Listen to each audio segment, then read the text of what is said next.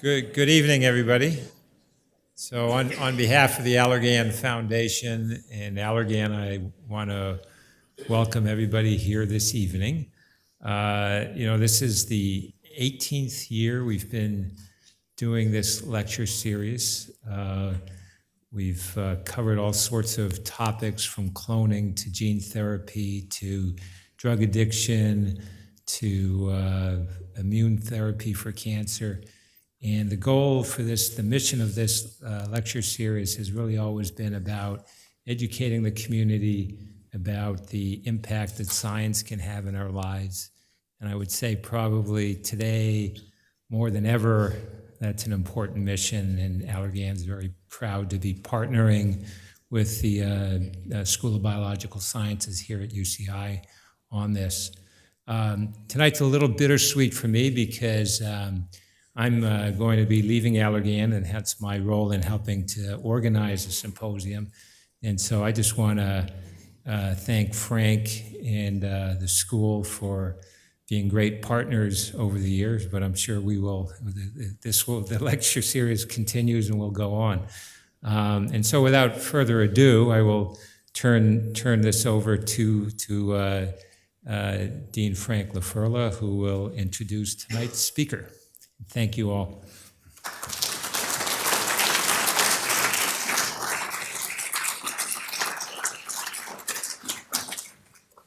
So good evening, everyone. I just want to start off by thanking Dr. Dan Gill for his partnership over the last 18 years.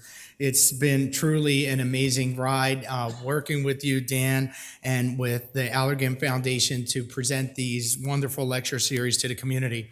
So can we all give Dan a just special round of applause?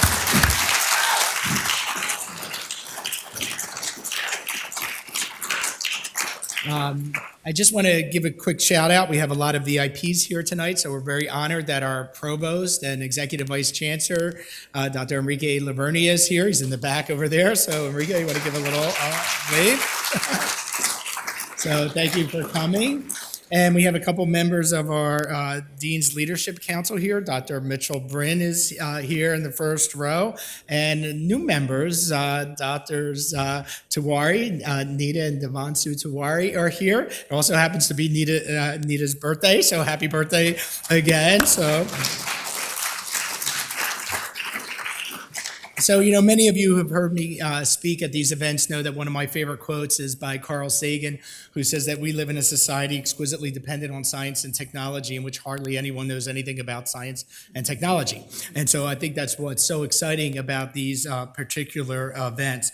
I have to say, over the years when Dan and I select the speakers, I don't think we're micromanagers, but we're very careful and selective about the individuals that we happen to select. And I was fortunate enough to hear tonight's speaker, Dr. Athanasiou, speak not too long ago, and I thought it was one of the most fascinating lectures and most captivating lectures I had heard in a long time. He's just a terrific public speaker. The way he integrates multimedia into his talk was just superb. So I think you're in for a very special treat. And I thought, wow, what would be great to have him as our guest speaker and on a topic that happens to be so relevant to so many of us, which is, rebuilding our joints. And the irony, for those of you who work closely with me who know that I've been limping along over the past 2 weeks, I think, you can appreciate that. So I'm very much looking forward to tonight's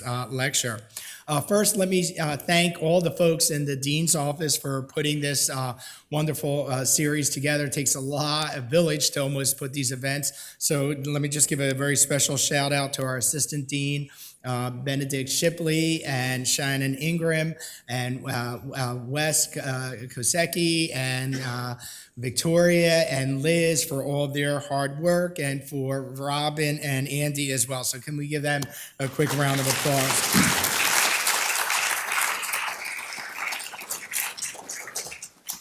So, Steve Jobs said that he thought that the biggest innovations of the 21st century were going to be at that intersection between biology and technology. And I think nowhere is that going to be more apparent than in tonight's lecture. In the United States, there are some 54 million people that are living with the pain of arthritis. And as I can attest to this week, it could become truly debilitating. And so that's why the relevance of this work is so critical. As many of you know, our theme in the School of Biological Sciences is mind, body, world. And if you haven't gotten a copy of our annual report, please pick one up on the way out. And, the concept is pretty simple. I mean, for most of us to have a healthy mind, we need to have a healthy body. And to have a healthy body, we need to have a healthy world. And so I think tonight's speaker is going to address one of those aspects, which is having a healthy body.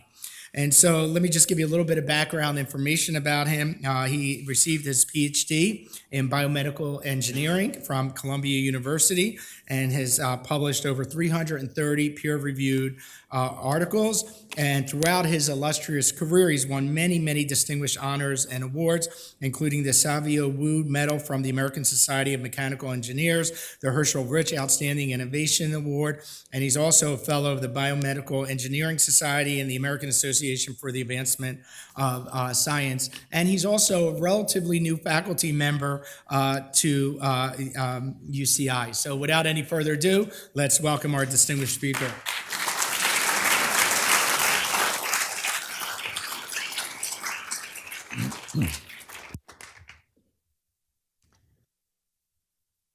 Thank you, Dean Laferla, for the generous introduction and for the gracious invitation to give the Allergan lecture this beautiful evening.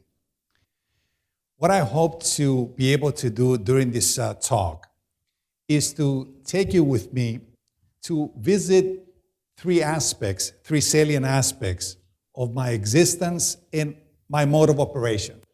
I'm going to talk about my university-based research. I will talk about translating that research to clinical and commercial products. And then at the end, I hope to be able to describe briefly the philosophical underpinnings of that process.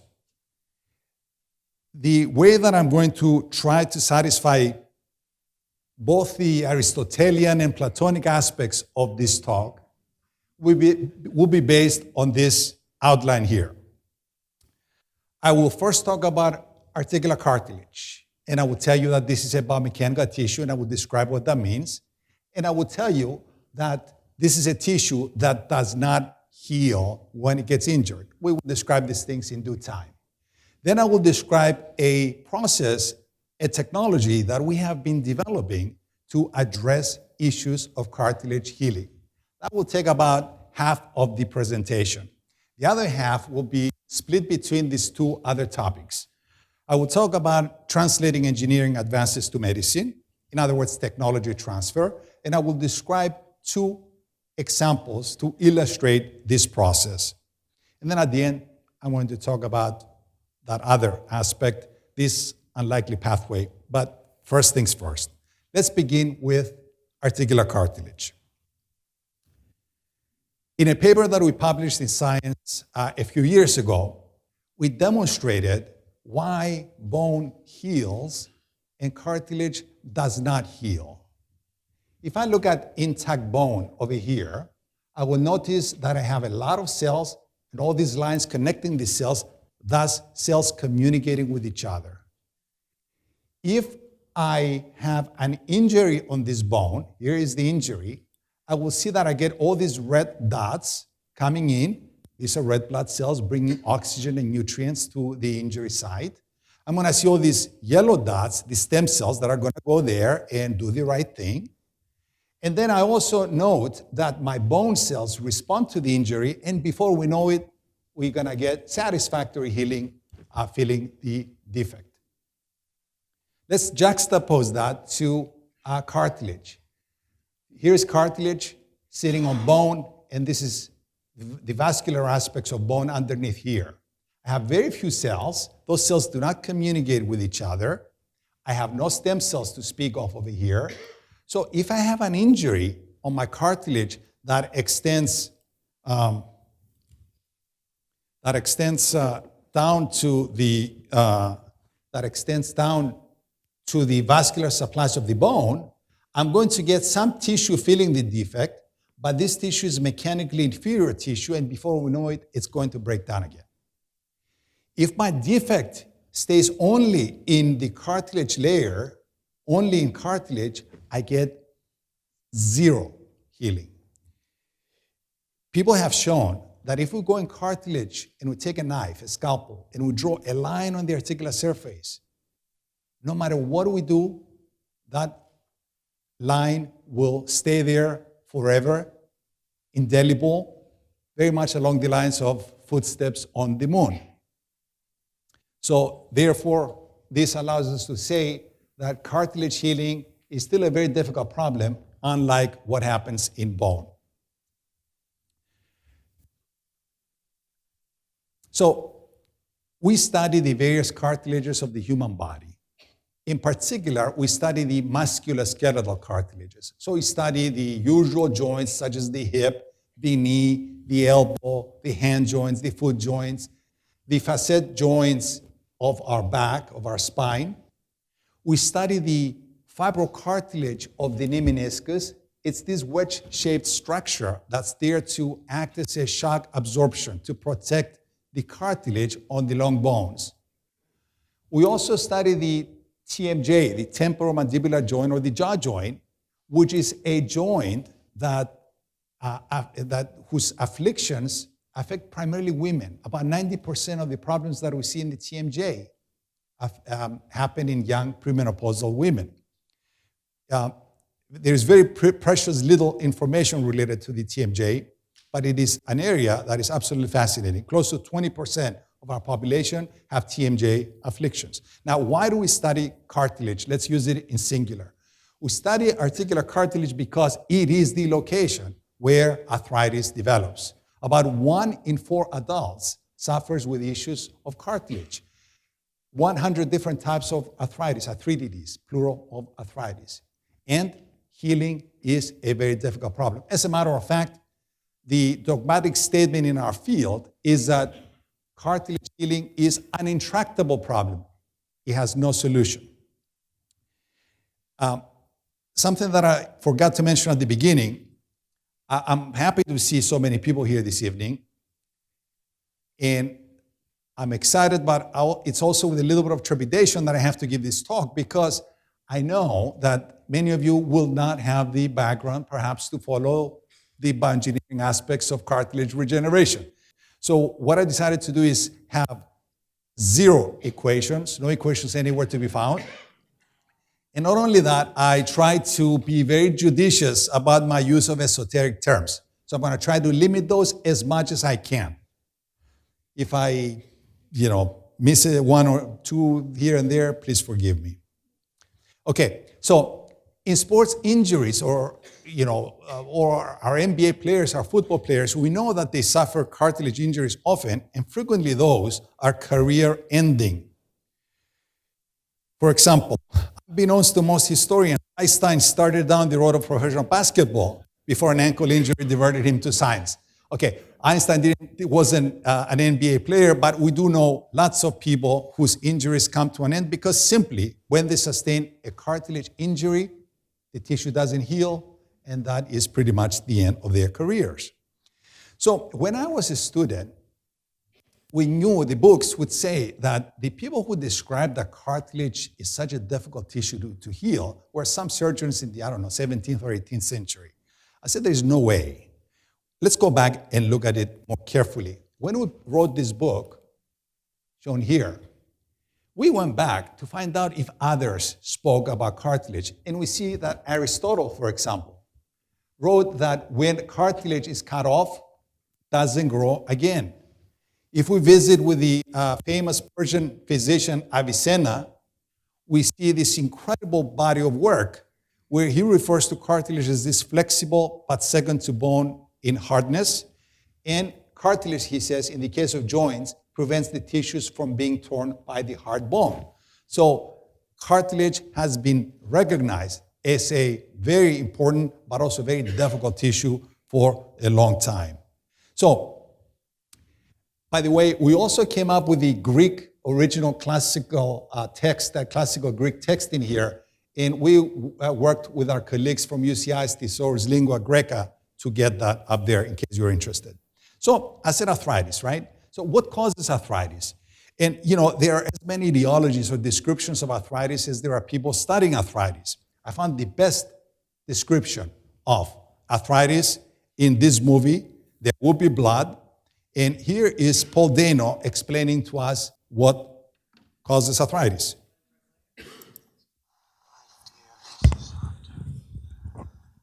You have arthritis, don't you? All right, okay. All right, the punchline is, you have arthritis, he says, don't you? He says, the devil is in your hands, okay? And the point, of course, that I'm trying to make here is that arthritis is indeed due to strong and evil forces. A lot of people call that bad biomechanics. Let me describe to you why it is bad biomechanics and what does it even mean. So as I'm walking up and down this stage here, as I walk up the stairs in my house, I can generate pressures in my hip and my knee in excess of 10 to 15 megapascal, or 2,000 pounds per square inch, 2,000 psi. Remember, in the tires of our cars, we have 30 psi per tire. So 2,000 psi. This is tantamount to having a 3 to 4 ton elephant, there he is, standing on our knee, here's the knee, for 2 million loading cycles per year. These are pressures that are called bathypelagic, like 2 kilometers under the sea types of pressures. So articular cartilage is a biomechanical tissue. It operates in a strenuous environment. It has a mechanical function. And the moral of the story is that the biomechanical environment can indeed cause arthritis. It can break that tissue down. And also, whatever tissue we try to engineer in the laboratory, that tissue better have proper biomechanical characteristics. I'm afraid to play this now, but we'll give it a try. So let's go back to find out what Paul Dano tells us about how to get rid of arthritis. Get out of here, don't you dare turn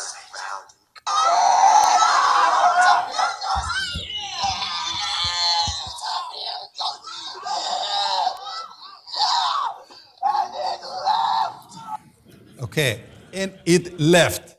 Okay, so we can treat arthritis like this, or perhaps you can use tissue engineering. And what is tissue engineering? Tissue engineering talks about three things. Talks about cells. Now remember, it is cells that make the tissue. We take the cells, we put them on scaffolds, and then we expose the cell-seated scaffolds to various signals, biochemical or mechanical. So the idea is to make biomimetic tissue. So we want to engineer tissue that looks and behaves like the real native tissue. Recently, we showed that we can operate in this environment here. We introduced scaffold-free approaches, especially this approach called the self-assembling process, in which, again, we follow a completely scaffold-less approach. We described this work in this review here, Nature Reviews Rheumatology in 2014. So what is the self-assembling process? Let's talk a little bit about the self-assembling process. So over the years, we designed different instruments whose objective is to take individual cartilage cells, chondrocytes, and squeeze them, pull on them, apply shear on them, create a pressure environment onto them. And then we go and take each one of those individual cells and we study genetically what happens, what genes get turned on by the mechanical stimuli. And by doing so, we can identify mechanical stimuli that can help us with our tissue engineering effort. For example, we have identified hydrostatic pressure, where the idea is to place our tissue engineered constructs in these vessels here at bathypelagic pressures, 2,000 pounds per square inch. Or we can take our engineered tissues, here they are, and we can create different waves over them, apply shear over them, or we can combine mechanical stimuli for example, tension and compression. Here in the case of meniscus tissue engineering, this is what the native tissue looks like, and this is what we can engineer in the laboratory. Biological, scaffold-free, fully functional, alive cartilage. I'm going to highlight our biomechanics approach to tissue engineering using just one example. This is a paper that we published last year in Nature Materials, in which we designed different bioreactors whose objective is to take cartilage that we tissue engineer. Here it is, right here. We can hold it here and here and here and there, and then we can pull it different frequencies, different directions, etc. And then mathematically, we measure the types of strains and stresses that develop in the middle of it. And the reason why we want to do this is because in the knee joint, cartilage experiences a lot of tensile pulling. What we showed, without really showing you the results, what we showed in there was that tensile stimulation can increase neocartilage tensile properties 6 times. These are levels of native cartilage. Then we showed that we could do the same thing with human chondrocytes. So for the first time, one could show that we can engineer cartilage that is on par with native tissue. That has been the holy grail of our field, engineering tissue that is mechanically suitable. So most of the tissues that we study consist of collagen. About 75% is collagen. This collagen is cross-linked, and these cross-links are essential, we say, for native tissue robustness. Blah, blah, blah, blah. A lot of stuff there. But let me explain it in a different way. When my beautiful wife, who sits right here, makes spaghetti, her spaghetti is not cross-linked. Her spaghetti has no mechanical integrity. The spaghetti strands slide on top of each other. When I make spaghetti, mine is highly cross-linked. Mine is a solid mass. It's not edible, but it is cross-linked. So in the case of cartilage, we want to treat cartilage the way that I make spaghetti. So we want it to be cross-linked. Why? Because we want to make it stronger and stiffer. So anyway, we identified 2 ways of doing that. Either by applying hypoxia, reducing the oxygen tension, or by using this particular molecule called lysyl oxidase L2. What we showed was that with hypoxia, we could improve the mechanical properties and collagen cross-linking of ligaments, tendons, meniscus, cartilage 4 times. Why is that important? If we break our anterior cruciate ligament when we ski up in the slopes, and you go to a friendly local orthopedic surgeon, and she says, well, we need to replace your broken ACL with a graft. The graft that they're going to put in there is going to be a graft that is stored in normal conditions. Those normal conditions reduce the mechanical characteristics of that graft 4 times. So that tissue now that you're going to put in your ACL is 4 times softer, weaker. By simply storing it under hypoxic conditions, we can bring those mechanics back up. So therefore, large implications for graft storage. We were the inspiration for this portion on Gray's Anatomy about scaffold-free tissue, scaffold-free cartilage. I'm not going to play you the whole clip, but you wrote the book on scaffold-free cartilage fabrication. So not only did we write the book on scaffold-free cartilage, we wrote the book on articular cartilage. So where we describe all of these characteristics, peculiar characteristics of articular cartilage. A few years back, while I was still at UC Davis, I had a fellow who was also a veterinary surgeon by the name of Boaz Arzi. Boaz came to me one day and he said, I have this canine patient whom I'm going to have to put down because he has a cancer in his mandible, and if I take it out, that will be unstable. I cannot fix it. I'm going to have to put the animal down. Is there anything in the lab that we can do? I'm going to spare you the details, but we used this chemical here. It's called bone morphogenetic protein 2 on a particular scaffold. Here it is. We put it in this very large defect. 4 weeks later, we got complete healing. And here's this dog. His name was Whiskey, running around being functional. His owners were this very wealthy venture capital couple from San Francisco. Whiskey made the cover of magazines, of newspapers, and all that.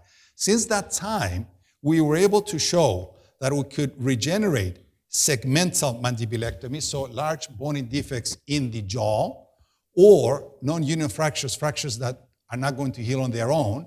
And we showed a 100% success rate. So UC Davis Veterinary Medicine has become the center, the global center for treating dogs with cancer on their mandibles. So therefore, we can engineer bone. That's the whole idea of putting this slide here.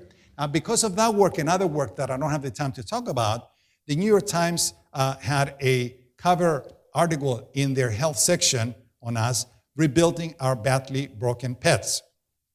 We also made the cover of Science Translational Medicine, a very important journal in our field. And we wrote an editorial, a review article, and an opinion piece in there where we said we should learn by treating veterinary patients. We have naturally occurring osteoarthritis in pets. We have mandibular defects. We have TMJ afflictions. Shouldn't the FDA allow us to use this data? Why do we have to go to experimental animal models? Can we use this data? So the journal thought of our provocative question worthy enough to publish it, and we're waiting to see how the FDA may respond to that suggestion. So we can make cartilage, we can make bone. What I'm showing you here is our ability to make large pieces of cartilage. Here they are.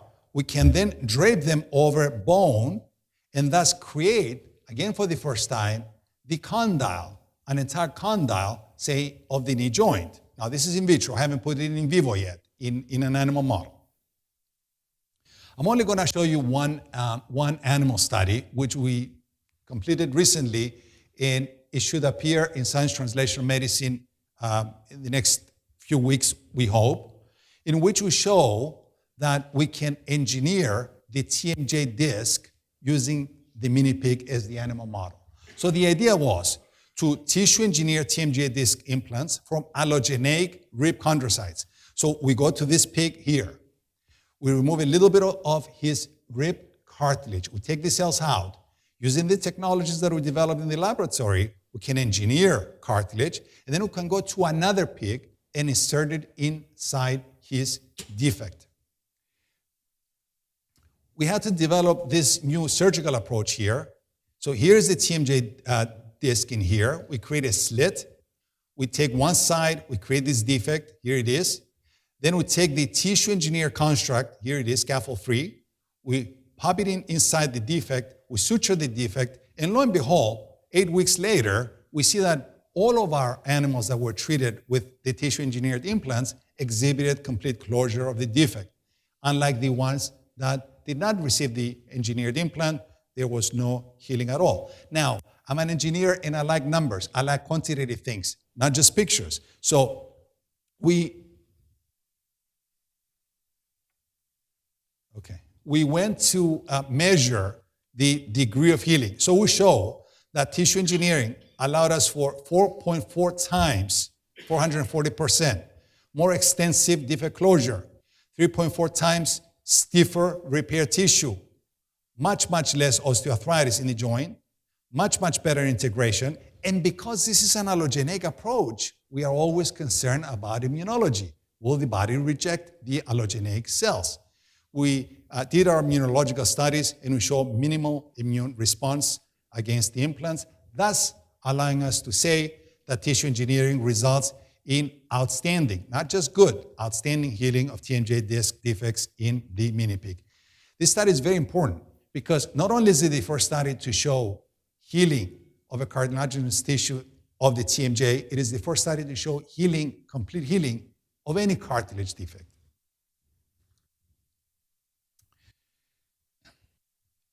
More recently, here at UCI, we're developing new technologies to address the following problem. We know how to engineer tissue. The problem is we do not have enough cells, very few cartilage cells. Well, how about if we take the cells and we expand them, multiply them? If we do that, those cells lose their ability to make tissue.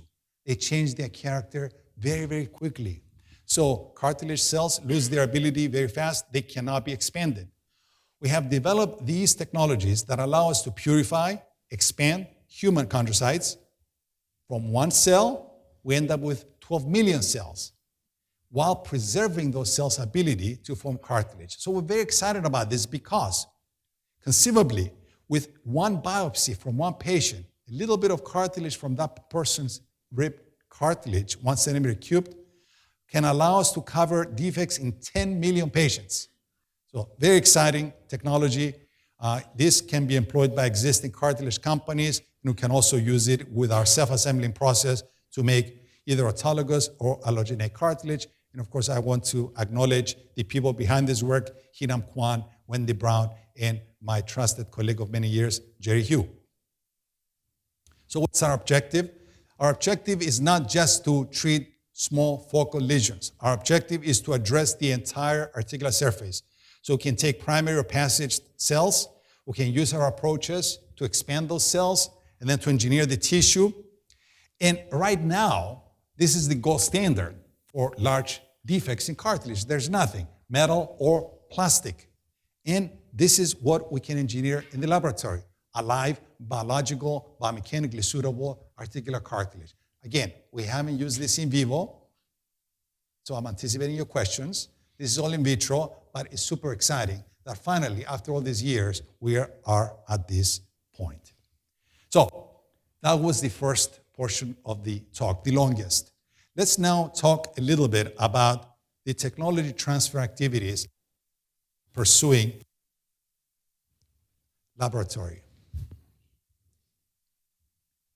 This is the paradigm that we have been following. Perhaps every 100 research projects that we run in the lab, perhaps 5 of them, have the capacity or have the potential of becoming technologies that have a commercialization potential. We can either use them individually or in a bundle to create a new company. I will highlight in a little bit a couple of examples using this paradigm, but before I do that, I would like to draw your attention to the following. We do not do research to make companies. We do research because we want to answer some fundamental basic questions, because we want to push the proverbial envelope of knowledge. I'm just saying that we should have the ability to have the eye to identify technologies that we can create products around and use those technologies to help people. So let me highlight that paradigm with 2 examples. First company was formed in 1993. I started this company in 1993. In 1989, I got my Ph.D. and I went straight into a faculty position. No postdoctoral fellowship or anything. 89. In 93, I had just been promoted to associate professor with tenure, but I was completely burned out. Papers, more papers, grants, more grants. Where is this going to go? Where is this leading? Is there anything that we can do to help anybody out there during our own lifetime? That was the question that we asked. We had some technologies in the laboratory. I remember this is in the early 90s. I went to the vice president of the University of Texas, and to make the long story short, they allowed me to start this company and license the rights to that technology. And this is what we are talking about. Remember, we get defects that start as small defects on the articular surface. So, say after a motor vehicle accident or sports-related injury. That defect will propagate and eventually cover the entire surface, thus destroying the articular surface. Now, remember the elephant standing here? The 3-4 ton elephant here, he is spinning around or on our knee, right? If I have this defect from basic mechanics, we know that we create stress concentrations around that cartilage. So that one elephant becomes 4 to 6 elephants. We amplify the stress 4 to 6 times. So no wonder then that cartilage will start, caving in until the whole surface is destroyed. So our approach was a very simple biomechanical approach. Can we go in there and plug that defect? So we created these bioresorbable scaffolds with a cartilage-like face, softer tissue, softer scaffold, and a bone-like face, hard one, and we plugged defects. So we wanted to eliminate this mechanical disparity above the surface, and also to have the scaffold to act as a scaffold for cells to grow into and thus perhaps make new tissue. The company brought multiple products to the market for bone fillers, dental fillers, arthroscopic evaluators, as well as implants for small lesions in articular cartilage. I'm going to tell you what happened to this company in just a few slides down the road. But I'm going to now describe the other example. VitaCare, bone bioengineering research to an emergency room medical company. Now, I was attending a medical meeting, a grand rounds meeting of orthopedics one Monday morning at 7 a.m. And they were describing this case of a young motorcycle accident victim who died despite the fact that all of his fractures were treatable. So why did he die? Well, it says because he went into shock. I said, I'll go into shock every day. So I said, no, not that shock, the other one. What's the other one? The one where the peripheral blood supply is shut down and you cannot get any drugs. The veins collapse. You cannot get any drugs into the patient. Thus, the idea of instead of intravenous, how about if we do intraosseous through the bone? Can we deliver the drug through the bone? So what I'm going to show you here are the actual slides, portion of the slides, that we showed to the first venture capital group where we presented this idea to, the idea of intraosseous access for emergency care. And we told them that we staged what I'm going to show you here. So here's the ambulance arriving to the scene of the accident. Here is the EMS personnel holding one of the two functional prototypes that I had. The final product did not look like this at all, but that's what we had. So here she's holding it. And here she's going now to the patient, the motor vehicle accident victim. And, like I like to say, it's been many years, so I don't remember the sex of that patient here, but let's say it's a man. So she positions this device on the surface, and then let's go inside and see what happens. So over here, I'm going to see a paddle tip needle that's going to come out spinning, and then it has a hollow portion. Inside the hollow portion is where we have the drug. So here it is, going to go through, it's going to come to the other side, and it's going to deliver the drug. The audience loved it. They invested in us right there and then, $1.5 million, and that was the beginning. But the actual product was not what I just showed you. This was the actual product shown here. So the idea here is, instead of delivering drugs once with that device, how about if we create a line? Instead of an IV line, how about if we create an IO line? So here it is. Of course, I'm not discussing pharmacokinetics, the animal studies, the various difficulties that we have to deal with. I'm only showing you the good stuff, but it worked. It really, really worked. So VitaCare had its first FDA-approved product, the intraosseous infusion system. The product is widely used in emergency medicine. It's used in medical teaching laboratories at many universities. The company had 3 FDA-approved products, the EZ-IO, an aspiration system for taking things out of the bone, and a system. It won all kinds of awards, probably the most prestigious of which was Wall Street Journal's 2008 Innovation Award competition. It was the overall winner, over 700 entries in all fields. EZ-IO was portrayed in multiple TV shows, Grey's Anatomy, multiple times in National Geographic's Inside Combat Rescue, because I know, and these are the videos that I think you were referring to, that I know that these are good videos to watch. I decided to show you 2. One, does my mic go in and out?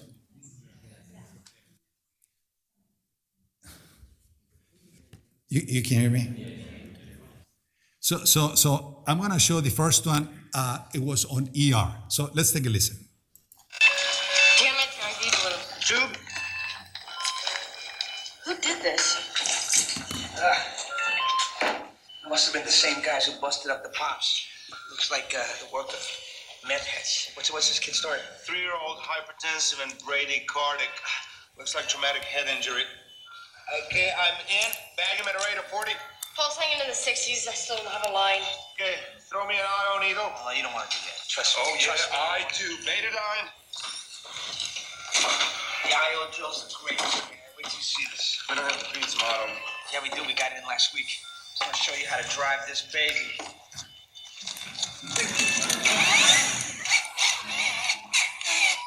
Let me do it. I got it. Come on. I got it. Come on. Okay, I got it. Okay, I'll talk you through it. Tibial tuberosity. One finger breath medial. One finger breath medial. That's what it is. One finger breath medial. Listening to me? He's seizing. To a man. I can't. I don't have access. Hold on. There you go. That's it. Okay, now you do. Nice job. You just talk. 150 of dilantin and fed up with the scanner. Of course, this is make-believe. It's ER after all. So it's good to watch. But let's watch a real one. One of the episodes of National Geographic's Inside Combat Rescue was completely dedicated to intraosseous infusion. So I collected a few scenes, a few clips, and put them together.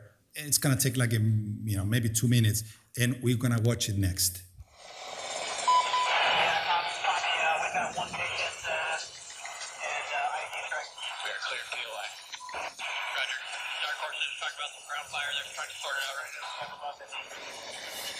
Amputation above the knee means a life-threatening loss of blood. They're racing the golden hour, the time the unit has to get the American to the hospital before his chances of survival plummet. The soldier's right leg is almost gone. The tourniquet is slowing the blood loss, but not stopping it. Stephen tries to push blood into an IV started by the soldier's ground team.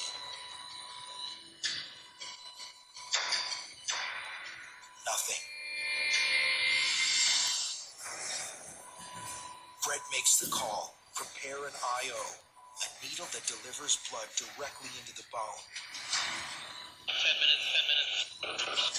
A painful but life-saving procedure.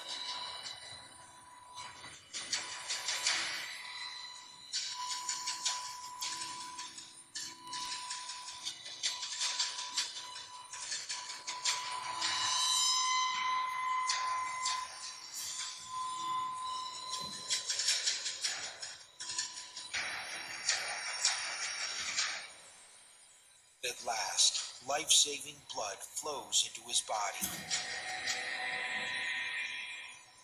Full socks and setting at roughly 90. We had O2 on him. He has 2 tourniquets on his right leg, and he's got an IO on his left humerus. Oh, you have an IO? Yeah. And then we also gave him oral fentanyl. Take a big deep breath for me, in and out. Thank you. Good, again. Good, breath sounds bilaterally. Heart sounds normal. Hours later, they learn the medic survived and is headed home.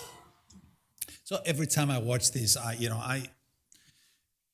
get goosebumps. I mean, every time I watch this, because not only because this kid's life was saved, but because of the power that we have in our hands doing work at. We're so lucky to be at universities like ours here and be able to do this research. I mean, the applications of the stuff that we do can really have profound effects. It's just incredible, an incredible feeling. So back to this. So we have been able to bring products in orthopedics, emergency medicine, the effects of diabetes in lower extremity, 15 FDA approved products. Osteobiologics was acquired by Smith & Nephew in 2006. VitaCare was acquired by Teleflex Medical a couple of years ago. And for this portion of the talk, I need to acknowledge our group members, our lab. This is our first group photo from the University of Texas circa 1989. Our funding, 501s from the National Institutes of Health, also various other sources, and we're grateful to the NIH and these people for supporting our work and believing in what we do. Now, we're gonna change gears a few more minutes, and I know we're running a few minutes late. I hope it's okay. All right. So I'm gonna talk about this, an unlikely pathway from a poor blue-collar, proud family. And the way that I'm gonna do this is the following. So there are lots of statements, lots of aphorisms out there. and I want to examine the validity of a few of them, which were very influential in my own life. So we have this aphorism that says, your highly educated parents will show you the way. Well, let's examine that for 1 second. This beautiful, gorgeous woman here is my mom, circa 1955. And this is my my father, also 1955 when they got married. So when I think of my parents, I think of my dad as being this hard, man, like a granite mountain, hard as a rock, sharp edges. And then I think of my mom, this sweet, incredible, God-fearing, religious person, full of love, full of support, brilliant, absolutely brilliant. Let's look at their educational background for a second. Mother's education up to the 5th grade. She was the educator of the family. She was a homemaker. My dad never went to school, nothing. But he taught himself to read, write, and do math. He was a house painter. So he was the most intelligent, not only house painter, the most intelligent man I've ever met in my life. Absolutely brilliant. And my mom, absolutely brilliant. So my highly educated parents really did not show me the way. I promise you that much. So you must be focused, right, from the age of 16 or 2. So, our kids are in the mommy's belly and we play Mozart to them, right? By the time they are 9, we want them to be able to solve partial differential equations. How about me? Here I'm 16 or 17 years old. By the way, this is the only picture that I have as a kid, as a baby. Photographs in my family in those days were a luxury. We didn't have the money for any of those things. This is the absolutely only picture, and it's very blurry too, but you can still see that I was very cute. And you can see all the curly hair here. Here's me 16 or 17 years old, right? So I was really focused, right, wasn't I? Absolutely no clue what I was doing. As a matter of fact, not only did I have no clue of what I was doing, the desirable objective in those days where I grew up for someone like me was to become a bank teller, not a banker, a bank teller. Now you're going to ask why a bank teller and not something else. Bank teller because, as my dad used to say, statheros mistos. Every month you have a salary, you have a paycheck, and you are in an air-conditioned room. You don't have to be outside, as a blue-collar worker like me, he used to say. So, and that was it. That was the objective for me at that age. So let's proceed. We're not there yet. So your parents or someone needs to have, they need to have a lot of money to pay for your expensive education. This picture is of my dad a few months before he died. Picture of my mom a few years ago. And here is me, right here, about to take my qualifying exam as a Ph.D. student at Columbia University, and I wasn't skinny by desire, but you can still see the stylish pants there, the striped pants and the striped shirt, the white shoes, right? So I'm a product of expensive private universities, but my parents could not pay. They did not pay. I had to work my rear end off, either to get scholarships or to work as a busboy, kitchen boy, dishwasher, all the menial labor jobs that you can imagine to be able to pay for college and to be able to see my way through. Nobody else would do it for me. So here I am in the late 80s, graduate student at Columbia. All of these people that you see here are extremely accomplished individuals, endowed chairs, many universities all over the place. Here's my mentor. The day that the afternoon of the day that I defended my PhD thesis, again, you see the stylish pants here. And the reason I'm showing you this picture here is because down here, if you can see carefully, the picture of my parents. I always had the picture of my parents because I always remembered their guidance and their admonition to always shoot higher and forward without really knowing what that meant, I might add. So then I go to the University of Texas. I'm an assistant professor here. This is the first machine that I designed and I made. And I see my graduate students here, and I know they are laughing. They should be laughing because this machine, designed and made in 1989, is a picture that I took today, 2018. It's the most heavily used machine in my laboratory. 1989. So when they look at me, I don't touch anything. Probably they wonder how did this guy, they make these people PIs and all that stuff, but they have no idea how to do anything, right? Well, remember that. So the next aphorism, you must be extremely intelligent, right? So you reach the pinnacle of your career. You get all these awards. You get all this recognition. Well, I'm not going to tell you, you have to be intelligent. It goes without saying. That is necessary, but it is absolutely insufficient.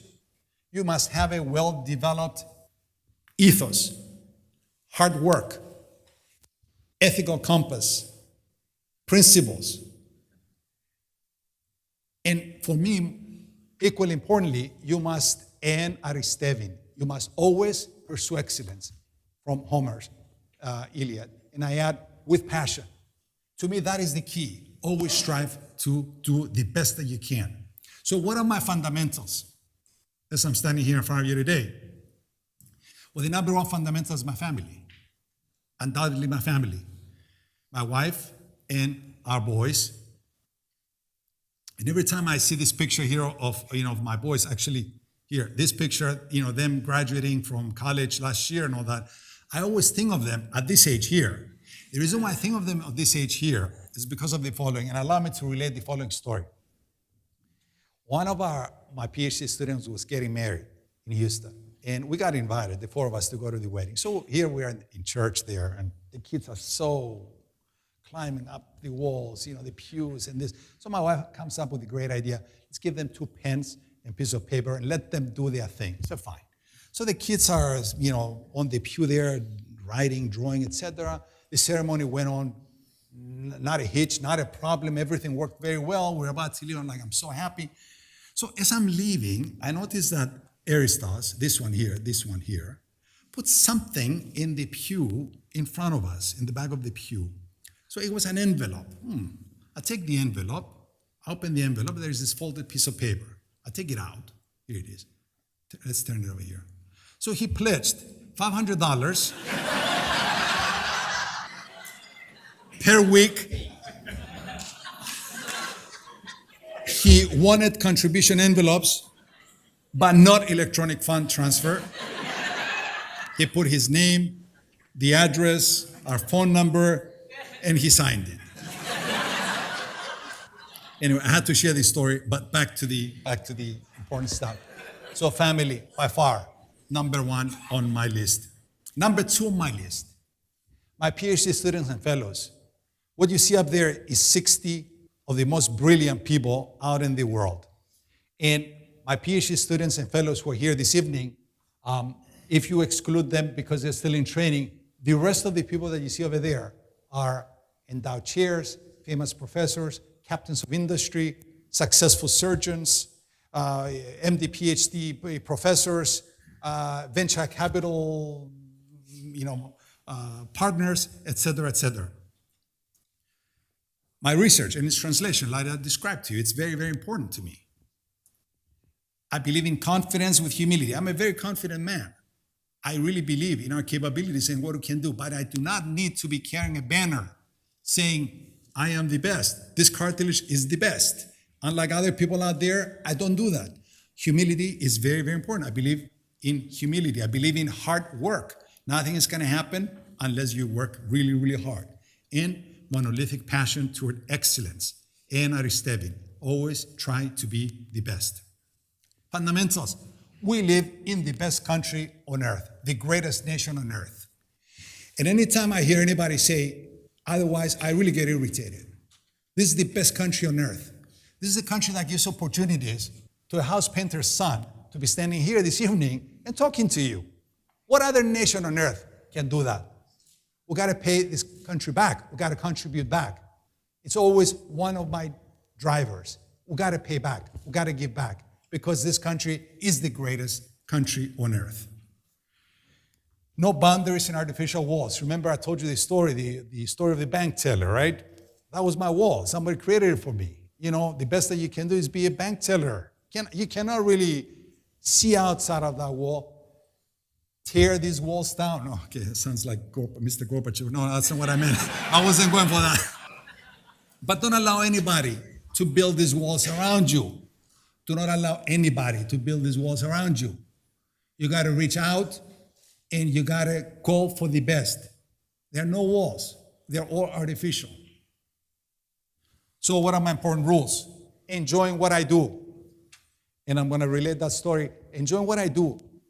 I live in University Hills. Every morning I walk to work. And I really stop and smell the flowers. I really stop and I smell the flowers. And then I go to my office and I say, I can't believe they are paying me to do this.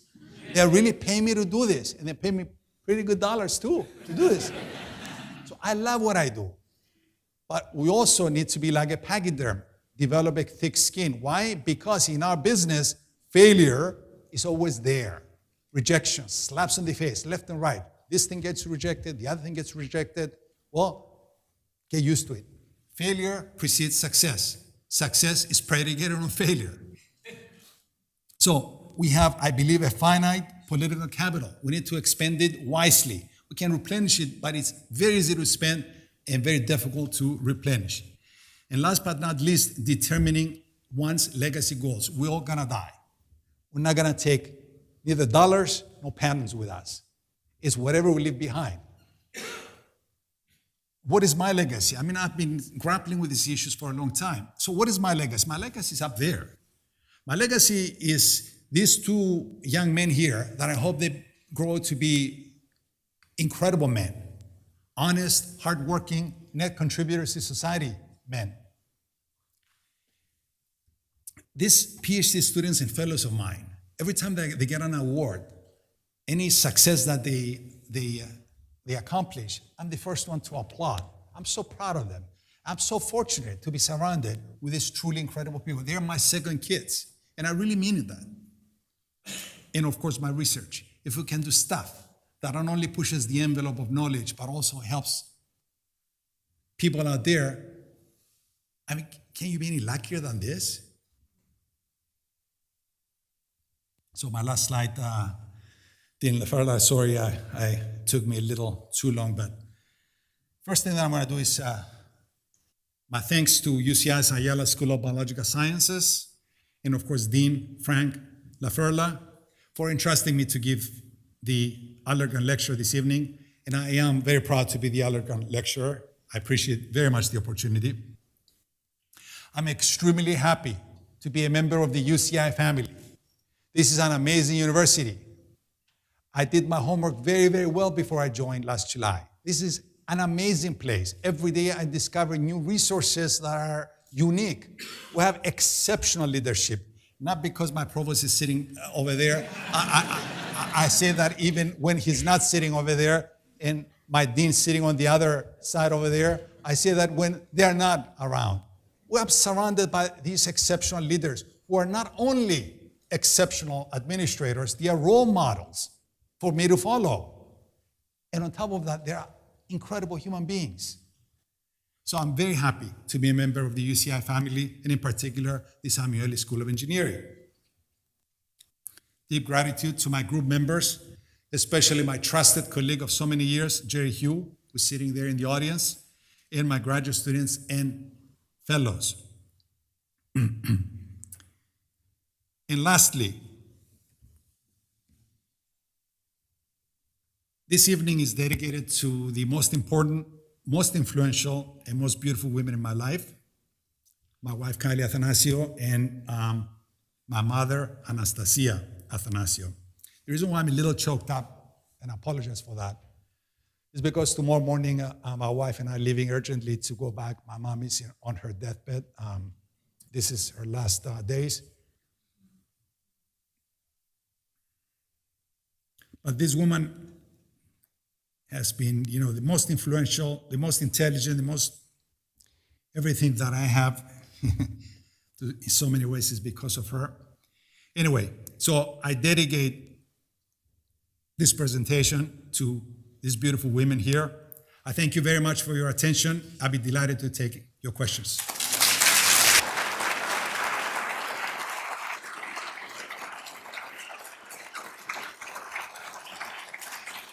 So was I not right? Was that not one of the best lectures ever?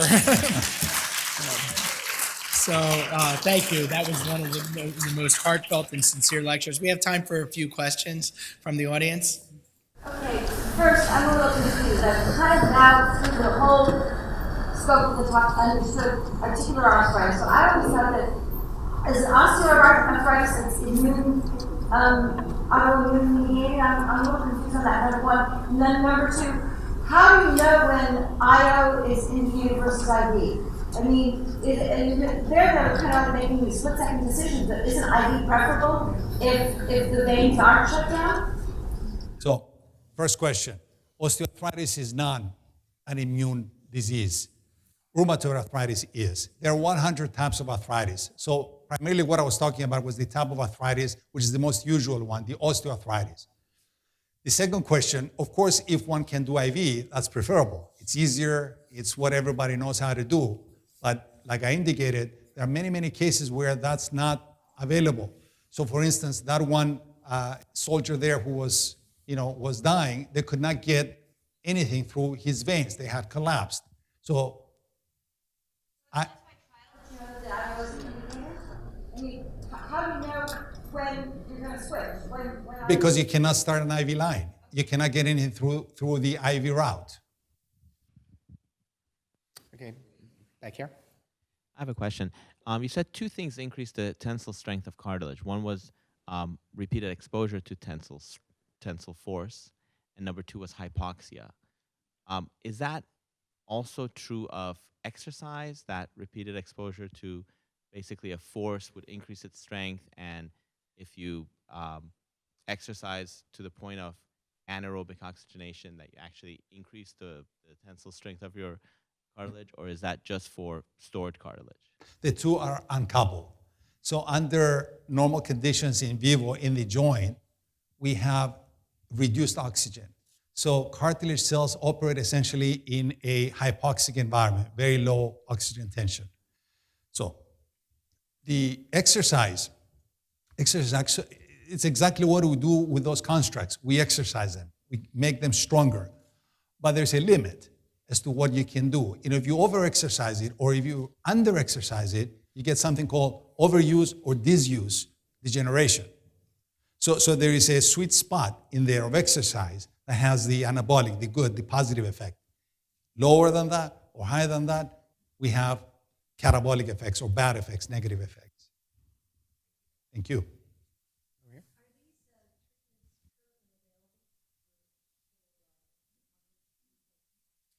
No, they're not. So the only thing that's available is for what I described about that one company for treating small focal lesions. The large ones we're developing now, it takes years, of course, to do all of the studies and the animal studies and the FDA, follow the FDA, regulatory pathway to get them to. But that's the direction that we're moving. So the quick answer to your question is no, they're not. So the reason why, what's it called? 1 second. So the reason why taking cartilage from one patient and you can multiply that into 12 million cells, the reason why you can do that and apply it to any other patient is that because as you explained earlier in the beginning of the presentation, how the blood and other, what's it called? Other stem cells. Yeah, stem cells, how they don't reach the cartilage to begin with. Is that why you can take it and just give it to anyone else? It's a very good question. So cartilage is considered to be a so-called immunoprivileged site, location, where probably because there are no blood supplies to speak of, it is difficult for bad actors to reach over there and create a negative immune response. So, but it's a lot more complicated than that. So it depends on the location in the joint. So certain locations are more immunoprivileged than others. It depends on the joint. Yeah. Is that why you chose to give them the rib, for example? Sorry? Is that why you chose to give them the rib or because of Yes. So we chose that site for multiple reasons. One, again, because we deal with an immunoprivileged site, therefore the allogeneic approach should theoretically work. But second, because it is a lot easier to take cartilage, they do that all the time routinely, to take cartilage from the rib cage as opposed from the knee. This cartilage here is not articular, so it doesn't really slide on anything else. So if you don't, if you have a little bit less cartilage here, it's really not a big deal at all. But if you don't have cartilage in your knee, that is a big deal. So it is the best location, but it's not as easy as I make it sound. You take non-articular cartilage, you take those cells, and you do your little magic there to make them into articular cartilage. And of course, I didn't spend any time talking about the little magic, but there's a lot of magic that goes behind it to make those cells behave like articular chondrocytes that can work in the arthroidal joint, in articulation, basically. Okay, we have time for one more question. So.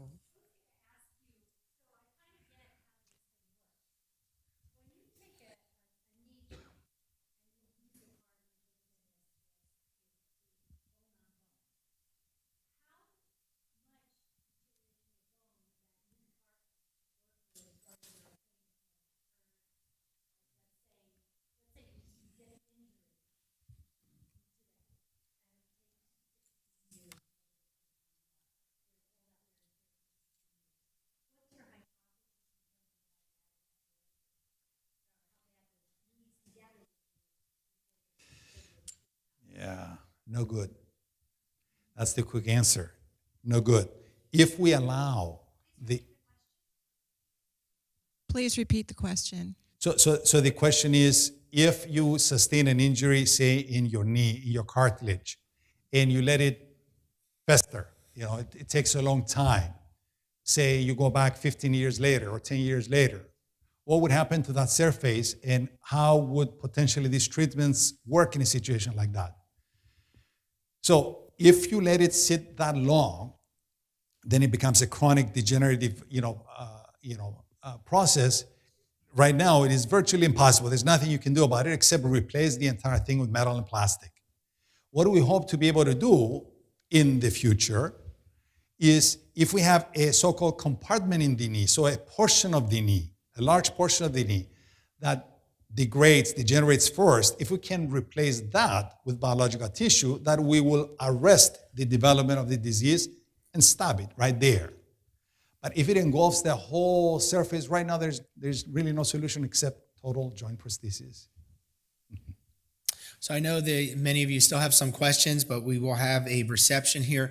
Let me just say in conclusion that I thought tonight was perhaps one of the best examples of making biology come alive and really showcasing a lot of the wonderful work that is being done here at UCI.